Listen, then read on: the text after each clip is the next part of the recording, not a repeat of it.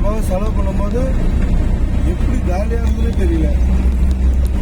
நிச்சயமா இப்போ 900 ரூபாய் போட்டிருக்கான் இந்த சவாரிக்கு. எனக்கு வந்து இந்த சவாரிக்கு 20 கிலோமீட்டர் கமிஷன் மேக்ஸிமம் 150 ருபீஸ் எடுத்துருவான். டீசல் ஒரு 250 ருபீஸ் டீசல் போயிடும். 150 250 into 400 பில் அமௌண்ட் வந்து பார்த்தீங்கன்னா 900 மேக்ஸிமம் 500 ரூபா பேலன்ஸ் இருக்கும். ட்ராவலிங் டைமிங் வந்து பார்த்தீங்கன்னா 1 hour. ஆனால் மெட்டீரியல் வந்து பார்த்தா வெரி லெஸ் மெட்டீரியல் தான், காட்டன் பாக்ஸ் தான். இப்போ 10 காட்டன் பாக்ஸ் இருக்கிறதுனால நான் வந்து லோடிங் வந்து சீக்கிரமாக பண்ணிட்டேன். அன்லோடும் எனக்கு சீக்கிரமாக முடிஞ்சதுன்னு நினைக்கிறேன். அடுத்த சவாரி கிடைக்கக்கூடிய இடத்துல தான் இப்போ ப்ளேஸ் பண்ணியிருக்காங்க ஆர்டரு. எல்லாமே ஓகே தான். பட் இதே மாதிரி எப்போவுமே வருமானு சொல்ல முடியாது. திடீர்னு மாறலாம். எப்படி மாறணும்னா கஸ்டமர் 1 மணி நேரம் மேக்ஸிமம் 1.5 மணி நேரம் வந்து பிக்கப்லேயே டைம் ஆக்கிடுவாங்க. ட்ராவலிங் 1 hour 2 hours 2.5 hours அங்கேயே போயிடும். அதுக்கப்புறம் பார்த்தீங்கன்னா இறங்குற இடத்துல ஒரு 1/2 hour மேபி 1 hour மேபி கம்ஃபர்டபுளாக சொல்ல முடியாது. எப்படினாலும் இருக்கலாம். கஸ்டமரோட இதை பொறுத்து வேல்யூபலை பொறுத்து. இப்போ நான் இது ஏன் உங்கள்கிட்ட சொல்லணும்னா, நான் 1000 ரூபாய் சம்பாதிக்கிறதுக்கு மோர் ஆஃப் எஃபெக்ட் என்னோட ஒர்க்கில் போட வேண்டியதாக இருக்குது. பட் ஆனால் நாலேஜபிளாக பண்ணால் நல்ல வேல்யூவான ஒரு ஒர்க் தான்.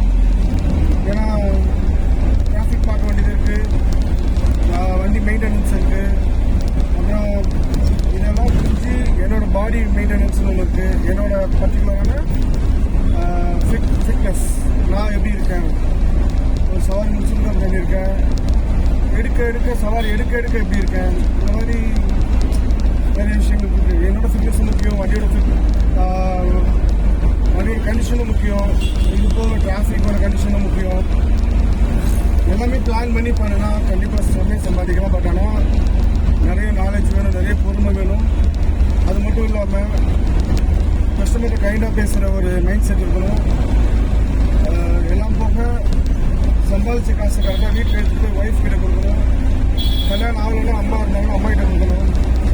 அவங்க பெரியவங்க நம்ம நல்லா இருக்குன்னு நினைக்கிறவங்க நம்மளை இன்னும் நல்லா இருக்கிறதுக்காக நாம் ஏதாவது தப்பு பண்ணால் கூட அவங்க அதை கரெக்ட் பண்ணி நம்மளை மேலும் வளர்த்துறதுக்காக நம்மளை ஹெல்ப் பண்ணுவாங்க.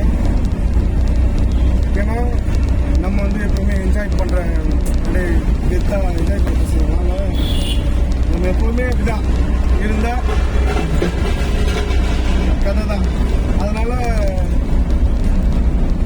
இருக்கும்போது என்ஜாய் பண்ணிவிட்டு நிறைய வரும்போது கொஞ்சம் நம்ம ப்ராடக்ட்கிட்டையோ இல்லை நம்ம ஒய்ஃப்கிட்டையோ அதை நம்ம கொடுக்கும்போது நம்மளோட மணி சேவிங்ஸ் ஆகும். நம்மளுக்கே தெரியாது. ஏன்னா நம்ம கையில் தான் கண்டிப்பாக அனுப்பிச்சிடுவோம்.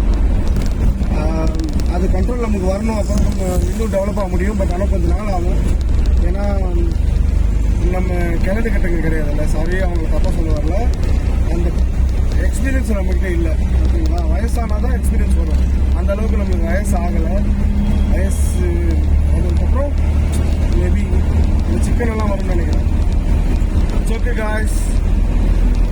எல்லாரும் ஹாப்பியாக இருங்க, பாசிட்டிவாக யோசிங்க, பிரைட் ஃப்யூச்சரை திங்க் பண்ணுங்கள். எப்போவுமே ஜாலியாக, ஸ்மைலியாக, ஹாப்பினஸ்ஸாக, பியூட்டிஃபுல்லாக திங்க் பண்ணுங்கள். I love you guys. I love you so much. Bye.